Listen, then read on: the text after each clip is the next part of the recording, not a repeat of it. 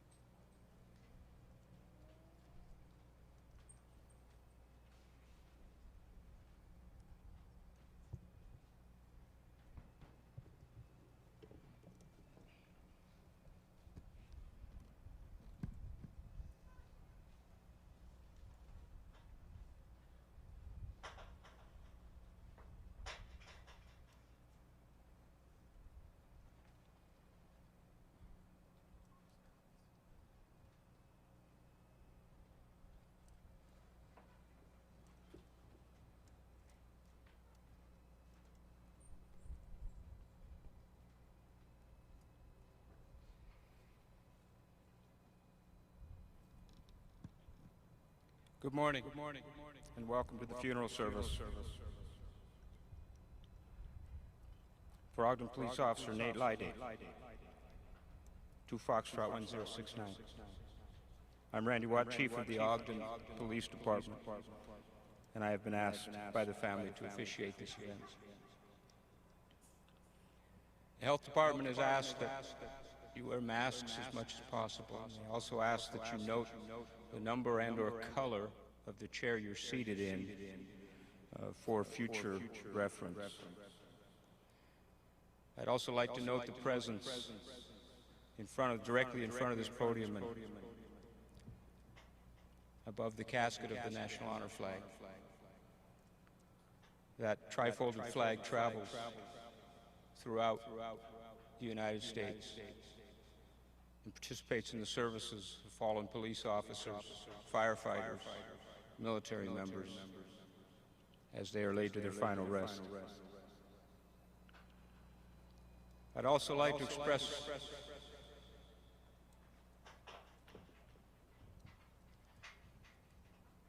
our deep gratitude to the many organizations and volunteers that have made this possible, that have given hundreds and thousands of hours throughout this last week in our support, for all who have brought comfort to us as this police department and as the family has grieved. I'd like to highlight the presence of the Lyday family seated here in front today. I'd also like to recognize some distinguished guests joining us for this solemn ceremony. Present with us today is the Governor of the state of Utah, the Honorable Gary R. Herbert, and his lovely wife. Spencer J. Cox, Lieutenant Governor of the state of Utah, and his wife. Attorney General for the state of Utah, Sean Reyes. The Utah Commissioner of Public Safety, Jess Anderson. The United States Attorney for the District of Utah, the Honorable John Huber. Congressman John Curtis of Utah's 3rd Congressional District. Congressman Ben McAdams of Utah's 4th Congressional District. The Honorable Michael P. Caldwell, Mayor of the City of Ogden. Mark Johnson, Chief Administrative Officer for the City of Ogden. Utah State Senator Alan Christensen. Utah State Senator Ann Milner. Weber County Attorney Chris Allred, and Deputy Weber County Attorneys Brandon Miles and Dee Smith. Weber County Commissioner James Harvey. Ms. Jenny Ashworth Taylor, and I would draw your attention to the flag draped so beautifully to my rear from the top of the stadium. That is the flag that hangs in North Ogden and is carried by the organization Follow the Flag in honor of Major Brent Taylor, Utah Army National Guard, killed in action in Afghanistan. Mayor Sharon Bolos, West Haven City. Mayor Robert Dandoy, Roy City. Mayor Leonard Call, North Ogden City. Mayor Russell Porter, South Ogden City. Mayor Michelle Tate, Harrisville City. Mayor of Marriott Slaterville and iconic Ogden figure, Scott Van Leeuwen. Members of the Ogden City Council, Chair Angela Choberka, Vice Chair Ben Nodalski, Bart Blair, Doug Stevens, Marcia White, Rich Heyer, and Luis Lopez. Dr. Brad Mortensen, President of Weber State University. Dr. Richard Nye, Superintendent of the Ogden City School District. Gary Williams, the Ogden City Attorney. Jay Lauder, Ogden City Director of Public Works. Staff members of the Office of Senator Mitt Romney. Sarah Tolliver, President and CEO of Visit Ogden. Kimberly Boucher, Executive Director of Downtown Ogden Alliance. Cindy Wheeloff, Executive Assistant to the Mayor of Ogden. Ms. Alicia Skinner and Ms. Cheryl Mack of the Weber Dispatch Center, and who played a significant role in the event resulting in this funeral service. Numerous local, state, local, and federal law enforcement executives and staff members, numerous fire and emergency medical executives and staff members. If I have missed anyone, you have my sincerest apology.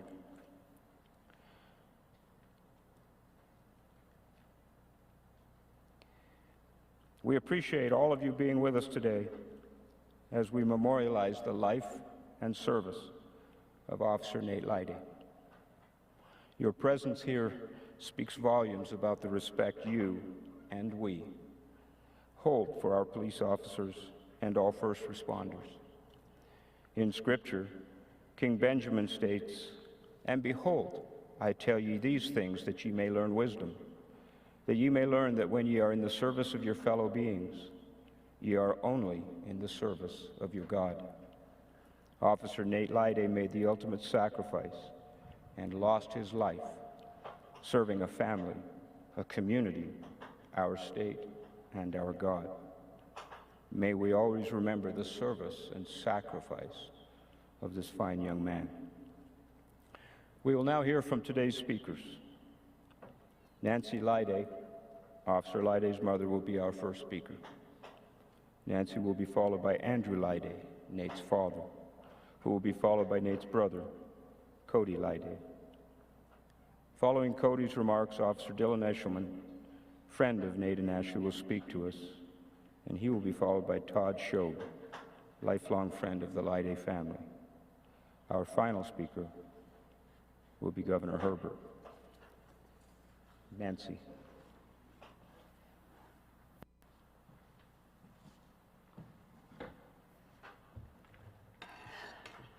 I hope I can get through this.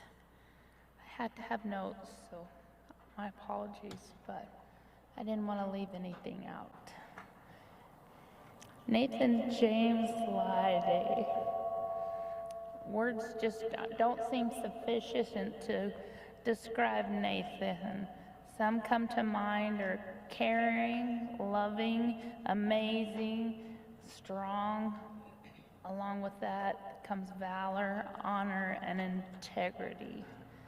Nathan stood for what was right.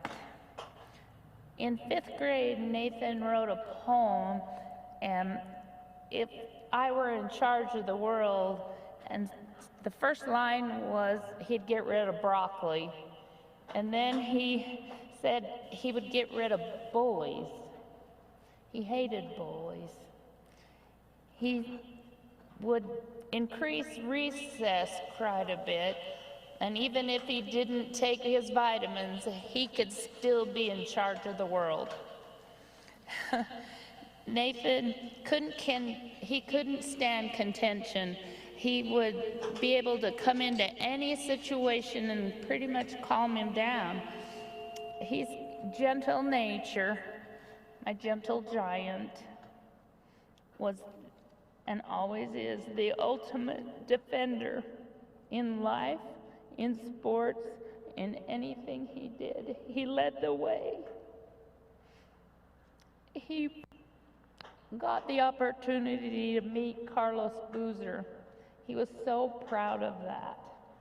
He took it as a challenge when Carlos was dribbling the basketball, and he said, "Say, Nate, why don't you see if you can steal it from me?" So he's dribbling, and Nathan, he eyeballed that ball. He stole it from Boozer, dribbled around behind him, and made a layup. Then he proceeded to get 6 free throws, nothing but net, and Carlos Boozer turned around, and there was Coach Corbin sitting there, and he said, "We got to sign this kid for a 10-day. That made Nate's day. He could not wait, but he's always just led the way in anything he does. He doesn't do anything small. It's all the way or not at all. On occasion, he'd get into trouble. And when I was always talking to him about it, he'd say, I don't remember that. So he had a mischievous side. One time he was having a little bit of a dispute with his brother. He had this battle brewing, and went and called 911. And trouble was, his father is a police officer, the dispatcher was a neighbor, and they called and said, why do we have Nathan on 911? Then he hung up on the 911 operator and called his mother, because, he's in trouble, you gotta talk to Mom. And I chastised him a little bit and said, Nathan, you know better than that. Did you really call 911? His reply, if I did, it would have been an accident. So all I heard in the background was everyone going, Nathan! And if he did, it would have been an accident. His sense of humor started from day one. He was about 2.5, and his grandfather was visiting from Pennsylvania. And of course, any good little 2-year-old, if you hold up 2 fingers, how many fingers am I holding up? He'd look at you and tell you 3. And then they'd ask him what the color of the sky is. His answer is green. Anything he could do to get you into a little bit of a debate was going to happen. The entire time his granddad visited, the answers were 2, or 3 instead of 2, and green instead of blue. We took his grandfather back to the airport, and as his granddad was walking down the concourse, Nathan yelled, Granddad, okay, it's 2 and it's blue. 2 years old, he's got a good sense of humor. I used to always say, Nate, you're going to give me heart failure. Will you stop? And he'd say, well, that's my job, Mom. That's my job. His smile, his demeanor, his silly sense of humor was always infectious. All he had to do was walk into a room. There seemed to be a special nature and spirit that followed him. He had many nicknames. One was earned when he drove his bike off the edge of a dirt road and he missed the turn and he ended up in a cow pie infested pond. He came up looking like the X-Wing fighter in Star Wars, but his favorite nickname of all was Uncle Nate. At his graduation from Weber State College, his little niece wanted to get closer, so we went down to the opposite side of where the family was sitting so we could get some pictures. She mustered up her voice and yelled top of her lungs, "Way to go, Uncle Nate." The entire D Event Center heard her at 3, and you couldn't wipe the smile off his face. Another instance, his little nephew came down to spend some time with him. He was so excited that Nathan had become a police officer, so he traveled down so he could see Nathan's police car and he could experience it. And I don't think that special day will ever be forgotten. No greater love hath no man than this, that a man lay down his life for his friend. And I would say his community, his family. I would ask everyone to consider, in a world full of hate, be the light. Nathan is honored by all of this outpouring of love and support. I hope we can each spread love and light, tolerance and kindness. Together we can drive out evil, all forms. Honor Nate, honor all of us, officers, firemen, your fellow man. In a world full of hate, be the light like Nathan did. I love you, son.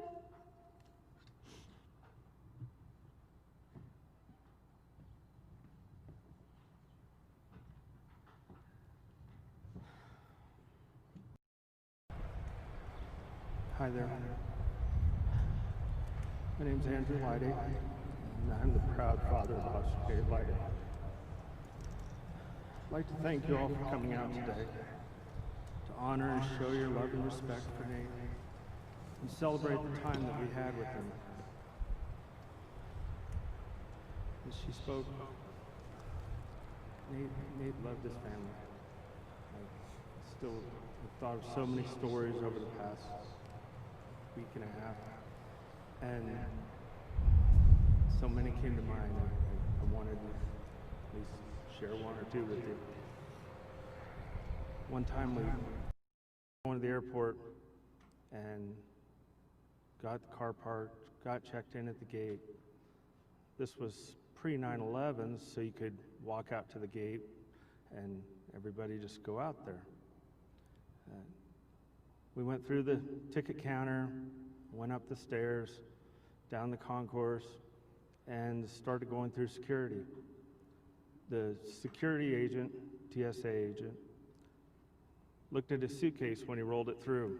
He had his little roll-around suitcase, and he was probably 6 or 7 maybe years old, maybe. She looked at the suitcase on the x-ray machine. She ran it through, backed it up, looked at it again. And she looked at us with a puzzled look on her face and said, "There's nothing in that suitcase except a small toy in the corner, apparently." I said, "Yeah, I know. He's not actually going anywhere. I am. He's staying home, but he wanted to bring a suitcase to be a big guy like Dad." So many people have crossed my paths in the days since that horrible afternoon of May 28th. The list of all of them would be so extensive, I'd be here for the rest of the afternoon. But I do want to recognize a few of them at this time. And as Chief Watt said, I apologize because there's many, many, many I will leave out. But I'd like to start with Governor Gary Herbert and Attorney General Reyes. I've received calls and spoken in both person with both of them in the last few days. And their words of encouragement have helped me to work my way through this, at least to this point. I'd like to recognize the Ogden Police Department's administration, Chief Randy Watt, who 29 years ago, was an instructor of mine at the police academy. I always felt comfort when Nate was on duty, knowing this department was being led by a man that had the skills and the ability and the knowledge that he would train, equip, and set an example of duty, honor, integrity, and to never give up the fight.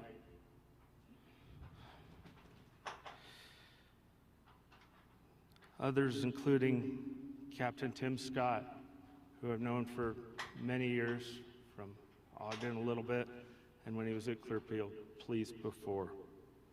Captain Jake Suby, Lieutenant Mike Boone, who I knew from Clearfield Police. We had a heartwarming talk on the way to the medical examiner's office to pick up my son and bring him back home to Ogden. Mike told me that they realized 8 years ago with the passing of Jared Frankham that if there was 90,000 people in the city of Ogden, 100 of them may not like us, but the other 89,900 do, and they will support us, and you will see it over the next few days. Also, a very special, heartfelt thanks to Chief Deputy Eric Young. I had a brief contact or two over the past couple of years with Chief Young at graduations, swearing-in ceremonies. Probably bumped into him at a training event or two in the past. But he was basically the first department contact I had at the emergency room. I remember his face standing in the corner and could see the anguish on his face and the tone in his voice.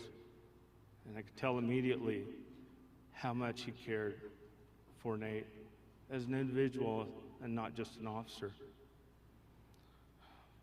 I've been amazed, Eric, by your compassion, your professionalism, and your desire to support our family and ensure that Nate gets the full honors that he deserves for the sacrifice he made. You are a comfort to us and a friend, and that will not be forgotten. I'd also like to thank the Ogden Police Department as a whole for your words and demonstrations of your love for Nate. I knew it for myself, but it still fills me with pride to hear of how he grew into the amazing young man and officer that he was.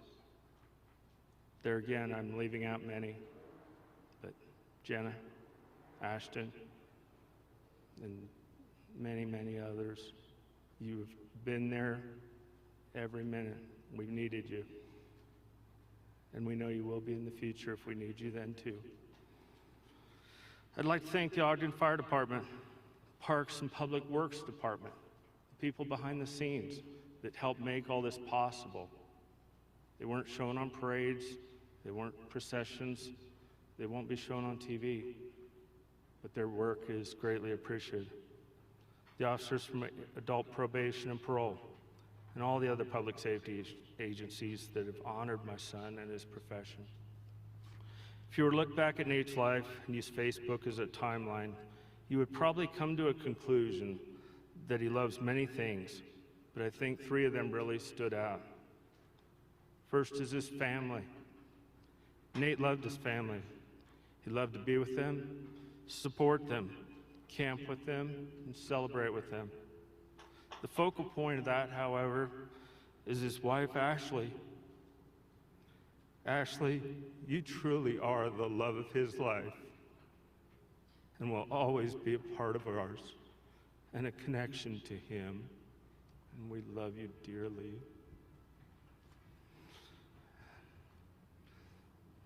The second thing that came to mind was soccer Anybody that knew Nate very long loved his joy of soccer. Whether it was watching it, playing it, or even diving after a t-shirt at the risk of knee surgery, when it was a true passion for him. Now there's even a jersey to show he truly is the #1 RSL fan. Third would be Ogden Police Department, the community he loved. If you look back, 2012 or 13 or so, he has a picture of a thin blue line flag posted on his Facebook. He stood so tall and proud the day he was sworn into the police department. He was eager to learn and improve so he could be the best officer possible. May 28th was exactly 1 year to the day from his swearing in. But the feedback and stories from citizens and coworkers alike assure me he was performing admirably. An officer can do many things on his own, but there are often times that he needs backup. May 28th was such a day for Nate. Squad 1 was very special to Nate. He admired Jason as a leader and mentor, and knew that Dylan and the others had his back. When the shooting started, his partner immediately started to return fire, and along with the 2 APMP agents on scene, moved through active shooting to try and stop the threat and rescue my son. That, my friends, demonstrates the difference between an officer and a hero, and I am proud to know them.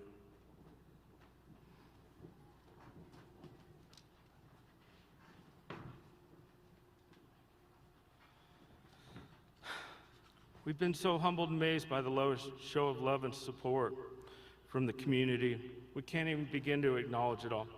From the blue lights, to flowers, to flags, signs, it has assured me that although there may be a great deal of anger and protests against law enforcement, this community does in fact support Nate and the brave men and women that risk their lives to serve and protect them. I hesitate to single out one time from the past days, but I was so moved by one, I want to share it. It was Thursday evening, and we were following the van carrying Nate to the medical examiner's office. We passed a woman and a young girl standing on Highway 89 in East Layton. They were standing behind a minivan with their hands over their hearts. They didn't know Nate, as his name had not been released at that point. An officer had lost their life trying to save a family in distress. People are the key to all these stories, and what reminds me that good will prevail. Heroic people, caring people, respectful people, generous people, and those courageous enough to run through a barrage of emotions and pain, to be there and remind Ashley and the rest of us that we can get through this, and that a hug of words and support will be a start. Shantae and Liz, you were willing to drop everything and be there at a moment's notice, and we will always be grateful. If there's any thread of a silver lining to Nate's sacrifice, I think it may be in an article that just came out in Forbes magazine. It was titled, "Spare a Thought for the Good Cops." Nate was definitely a good cop and set a standard for others to follow. He was always striving to do the best that he could. He was an excellent learner and was always trying to improve himself and his skills.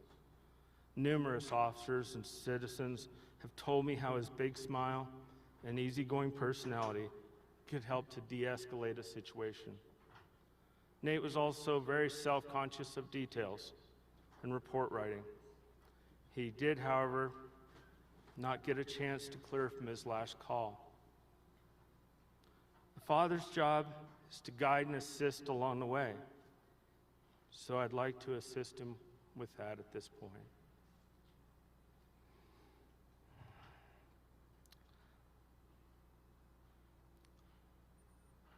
My last a signed call sign from Davis County Sheriff's Office. Weber, Delta 312. 1014, 1F2 will be 1024, 10-8. He'll now be 10-7 on a special detail, standing proud with Joseph, David, Dennis, Eric, Cody, Douglas, Corey, Derek, Aaron, and Jared, and their special companion, K9 Hondo, and all the other brave souls who have gone before them. Thank you.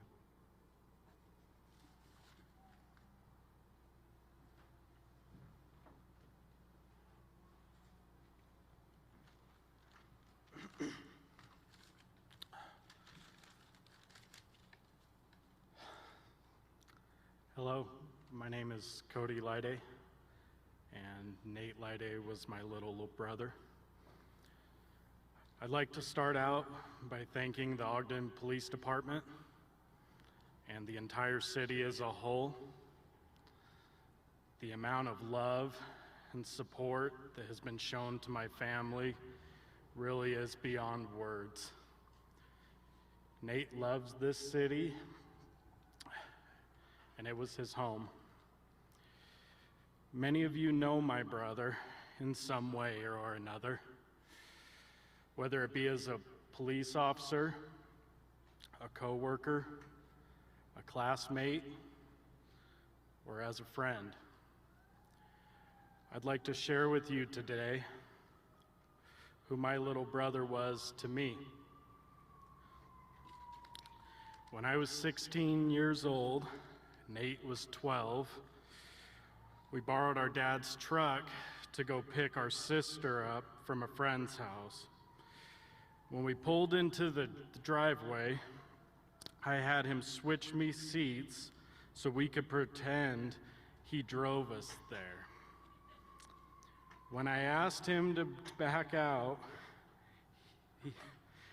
he asked me which one is the reverse pedal. We promptly switched back seats. Nate was never the kind of kid to be ashamed of being a goofball. He loved to have fun and would do or say things that most people were too scared to. We usually use these moments as kids to razz him a little. We had so many stories about Nate growing up, and to this day, my family still loves to sit around and tell them. We did not know it then, but Nate truly was the tie that binds for our family. And he is the tie that binds our community together now. As I look around this great city, I see little bits of my brother everywhere. The schools that he went to, the parks that he played in, the restaurants he loved. Anyone who met Nate quickly realized he had nothing but love for everyone and everything around him. He really was the only person I had ever met that never had anything bad to say about anyone. He would meet people and instantly like them. And Nate embodies what I truly love about our city, Ogden. We have a community here that is about love and inclusion, and Nate was a part of that. If there was ever a time that we should come together as a community, this is it. I just wish that my brother could be here to see more of it. A dear friend recently reminded me that every day is a gift. And I would just like to ask everyone that's here today and throughout the country to take a minute and hug and love the people that are around you, your family, your coworkers, your friends. And I think that we can all make it through this together. Thank you.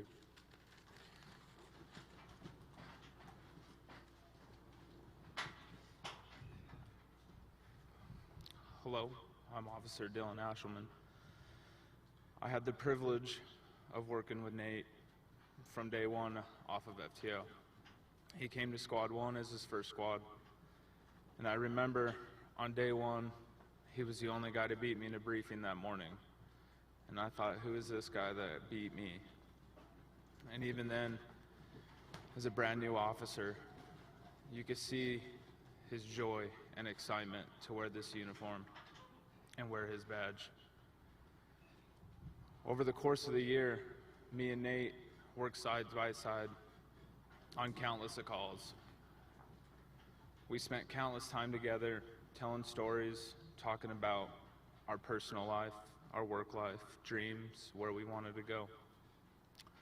One thing that stands out is he always spoke very highly of his wife, Ashley. He loved her.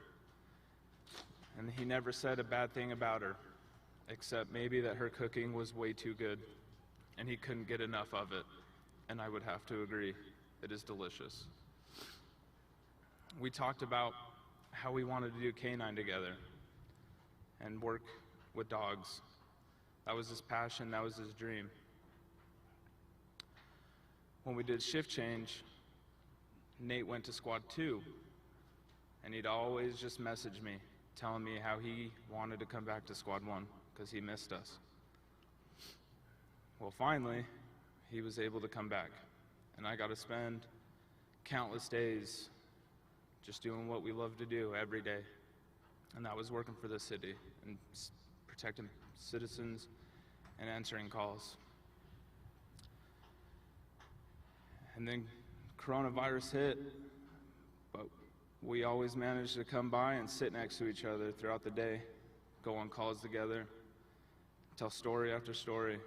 And there was times where we just sat there, typing reports, and we were just silent. But the fact was, we were next to each other. Over this time, me and Nate went from friends to best friends to family. And him and Ashley will always be family to me. Even after work, we had a coworker that would ask us to go to the gym, and we'd always tell her we can't, because once we were home, when in all actuality, we were just getting on Xbox so we could play together. We just didn't want to stop. Throughout this year, me and Lyday answered call after call. And there was times where dispatch would send someone else to back myself or back Nate. And the backing officer would usually wait a few seconds because they knew that they were going to get canceled by one of us. We did everything together. At the end of the day, on that Thursday,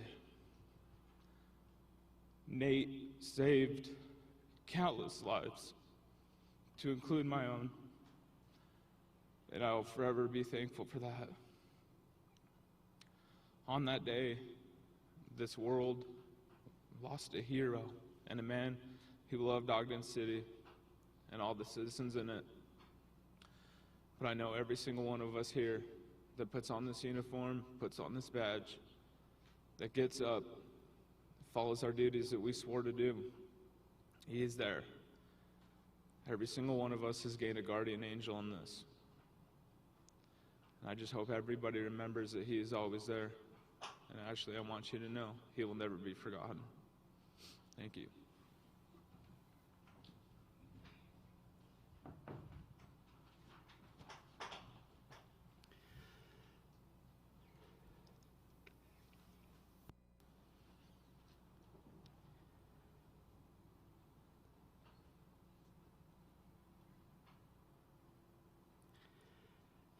What a wonderful tribute this is today to celebrate the life of Nathan Lyday and the sacrifice he gave for this community. I know that Nathan would be incredibly grateful for the outpouring of gratitude and support for his family. Those of us that knew Nathan well would tell you that you would be hard-pressed to find someone that did not like him. And for that matter, with all the time that I spent with him as a youth, I can't recall a time that he ever said that he didn't like someone he ran into. He was moderately quiet as a kid, very smart, and as you've heard, a crazy soccer junkie. He seemed to always be in competition to break a bone or blow out a knee with my son Nick. He enjoyed launching his friends off the trampoline until one day he launched my son Logan, and Logan broke his arm. I don't think I ever remembered either one of them getting on a trampoline after that. Sometimes, as all boys do, he said things that would just make you laugh. So I noticed as coming in here today that there were some officers from some other states, so I want to preface this and just give you one piece of information here. We have gas stations in this state called Common Sense, and you'll get this in a minute. So one of those times, Nathan made us laugh a lot. We were at dinner with him and his mother. His mother relayed a story that night of something he said to his 7th grade teacher. As we all are aware, Nathan wasn't paying attention in class, only half paying attention, as well as the rest of the students. The teacher asked if anyone in class knew what common sense was. After a few minutes of silence and no one answered, the teacher called on Nathan. Nathan got up and said, "Yes, Common Sense is a gas station on the corner of my dad's house." Those are the kinds of things that Nathan always did, as his brother relayed. He was always saying funny things. So now let me tell you a tender story about Nathan. I received permission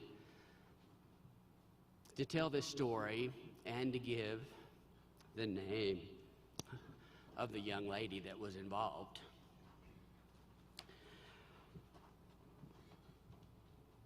Lizzie relayed this message to me a couple of weeks ago. I'm going to paraphrase some of it and quote some directly.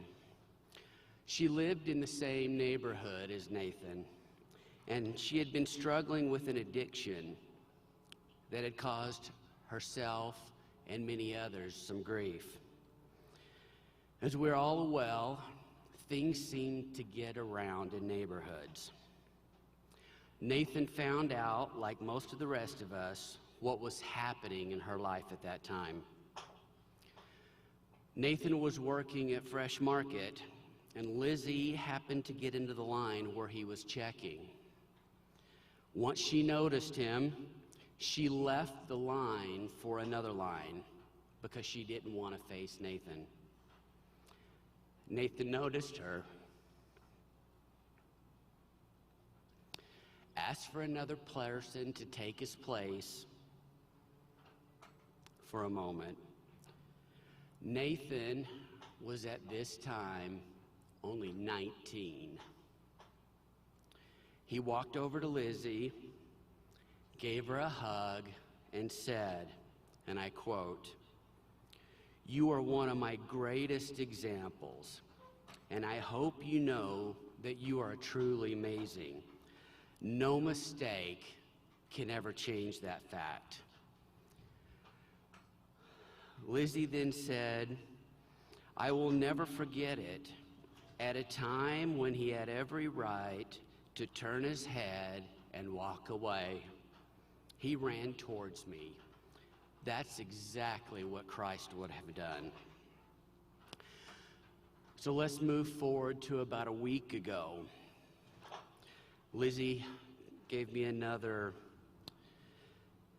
message that she thought would be appropriate. Lizzie, her husband, and her daughter watched from an overpass as the procession brought Nathan back from Salt Lake City.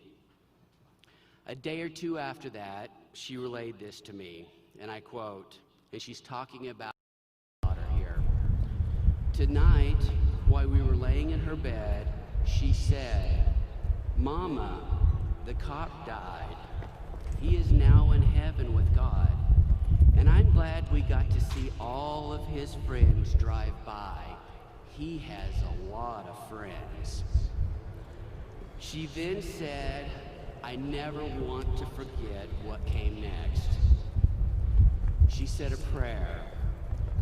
'Please bless us to be good friends like the cops are.'"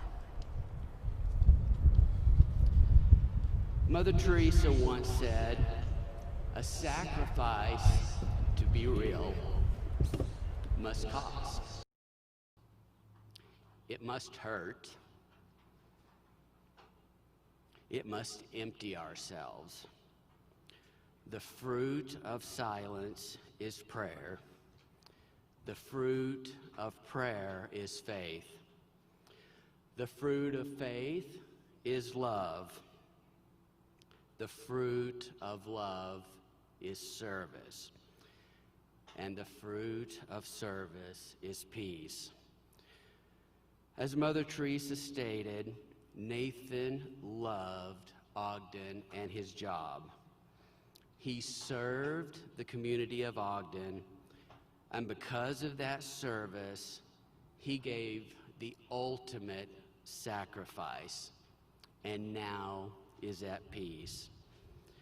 Nothing great was ever accomplished without making sacrifices.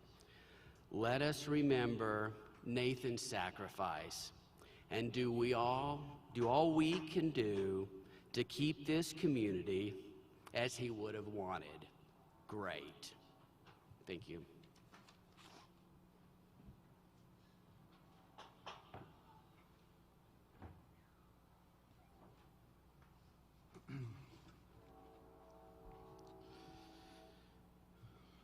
Ladies and gentlemen, friends, fellow Utahns, special guests, the Lyday family, I'm here with deep humility, feeling inadequate to address you on this tender occasion, but honored by the invitation by the Lyday family and Ashley to come and make a few remarks as we celebrate the life of Officer Nathan James Lyday. As I've heard the comments to this point, the word that comes to mind is one of love. Obviously, Nathan was a compassionate, warm, and friendly, gregarious individual with a little bit of impishness in his personality. But he loved being a police officer. He loved going to work and sharing the time with his colleagues, the men and women in uniform. He loved the city of Ogden. He's a hometown boy. He's a hometown hero. He loved his opportunity to serve. Most of all, he loved his family. His sweet wife, Ashley, the light of his life. They were married 5 years ago today. and a wonderful opportunity for them to be together as husband and wife. Given the love that Nathan has shown to all of us, as we look at the responsibility of those men and women in uniform to protect and to serve, I look at Nathan and his assignment as a police officer that he looked at akin to a noble calling. Indeed, there are few professions that have more challenge in life than being a law enforcement officer. The stress as you go out to work each and every day, facing dangers that you don't know, your family praying that you'll come home safe and sound as you go out to serve and protect. That's pretty challenging. That's pretty stressful. Police officers willing to put it on the line for someone else. It's been mentioned already. A dangerous situation they don't retreat from. And in Nathan's case, we saw an example of actually moving towards the danger in order to try and save somebody else from violence. Nathan's end of watch on May 28th came all too soon. He died heroically, sacrificing his life in an attempt to save others. In honoring Nathan's courage and sacrifice, which we do today, it would be wise for us not to overlook the sacrifice of his family, friends, particularly Ashley, at this challenging time, his parents Andrew and Nancy, his fellow colleagues. All of us are in this together as we mourn the loss of our good friend Nathan. To Ashley and family members and friends of the Lyday family, I want you to know that people across the state and beyond share a broken heart with you at this time and want to offer you their most compassionate best wishes.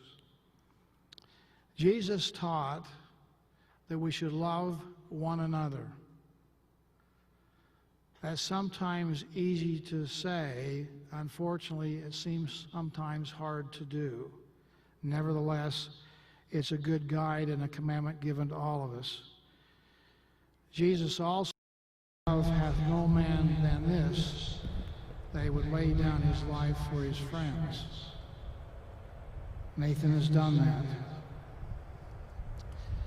I think these times make us have questions. Many of us asking ourselves, what can I do? What can I do to make it better, to help ease the pain, the suffering, the sadness, the darkness that we feel because of this tragedy, this tragic event? We have been through, in recent weeks and months, some very dark days. And we have dark days probably ahead of us in our lives and the challenges of our mortal existence. But I get heart and encouragement from the words of Dr. Martin Luther King Jr. when he said, "Darkness cannot drive out darkness, only light can do that. Hate cannot drive out hate, only love can do that." Jesus taught that we should love our neighbors, love one another. I was reminded as I was preparing my remarks of a great speech given by Abraham Lincoln as he dedicated the Gettysburg Cemetery in Pennsylvania, and known as the Gettysburg Address. And as he taught the crowd there, about 15 to 20,000, about what was taking place as we honored these people who give the last full measure of devotion to our country, I thought of Nathan. I also thought of us. He said, in talking to those people, that it is for us, the living, to be dedicated to the unfinished work. I think that's a good charge to all of us today, that we have a responsibility and an opportunity to further the work of Officer Lyday. We should, in fact, bear one another's burdens that they be made light. We should, in fact, mourn with those who mourn. And we should, in fact, comfort those who stand in need of comfort. We all have the ability and the opportunity to do that. And certainly the Lyday family and their friends need that kind of assistance. So let that be our charge and our commitment as we leave these services today. One last thing. I think these are opportunities for times of reflection. We have introspection opportunities to ask ourselves questions. How do I measure up? Nathan is a good example of what we ought to be and how we ought to conduct our life. But questions come to mind about why. Why? The great question posed in the Old Testament by Job was, if a man die, shall he live again? He answered that question pretty soon after that when he said, all the days of my appointed time will I wait till my change occurs. I'd like to add my own testimony that not only will he live again, but that he does live. We go through different chapters in our existence. One door closes and another door opens. He's going to that next chapter with a new birth and a new beginning. I liken it to sitting on the shoreline and watching a ship go out to the horizon. As it goes to the horizon, it slowly slips from our view, and we say, there he goes.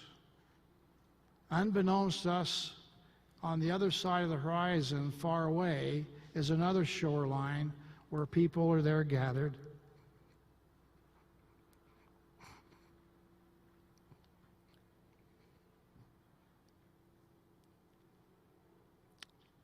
And they say, here he comes. Family, friends, loved ones, without reach to arms, wanting to show him the love that they feel for him and for his sacrifice and service.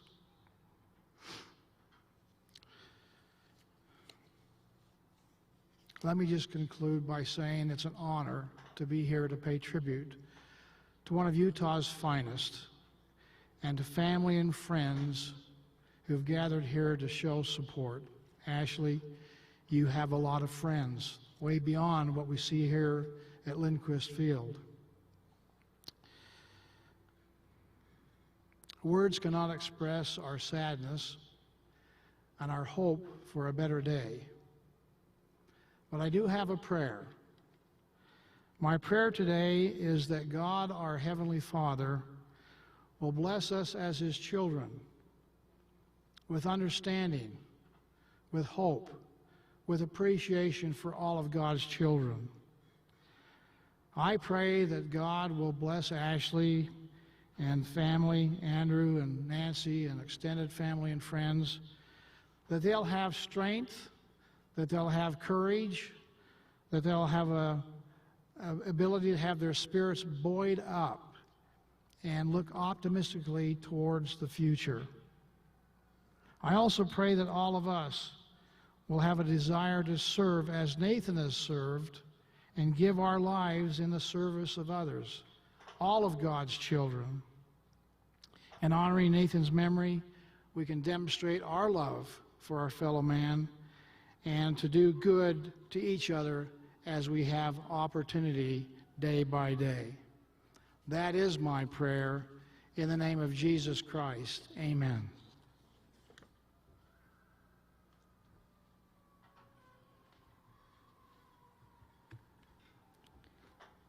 Thank you, Governor, for your wise and wonderful words, and thank you to the members of the family for sharing with us and allowing us a further glimpse into the life of Nate Lyday. The Ogden Police Department recognizes exceptional performance of officers and staff through the awarding of medals and ribbons. One of the medals is the Police Star Medal, the department's version of the military's Purple Heart, awarded for injury or loss of life in combat. The Police Star, ranking next to the Superior Service Medal in order of precedence, is awarded to a sworn officer of any rank for outstanding work involving great risk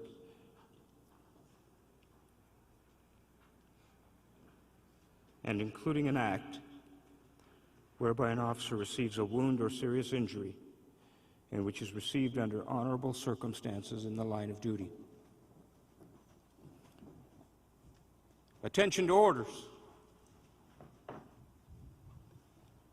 It is hereby ordered that Officer Nathan James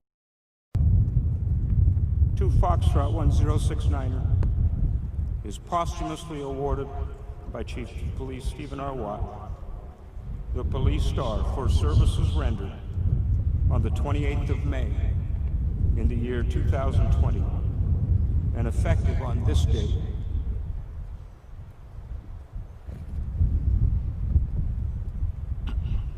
The 6th day of June in the year 2020. Please present the award.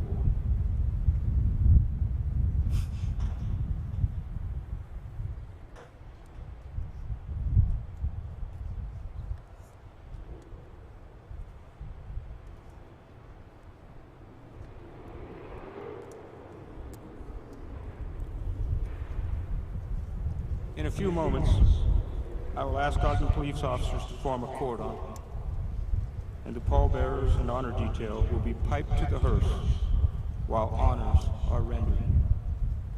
Upon the completion of honors and dismissal of the cordon, we ask that those of you not moving to the graveside service please remain seated and allow the family members and OPD officers and their parties to quickly make their way to the exits to form the procession.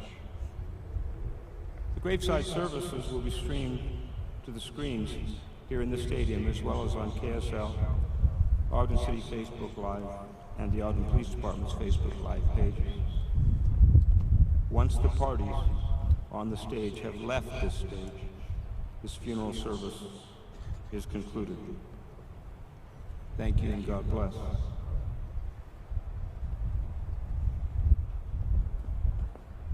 Form the cordon.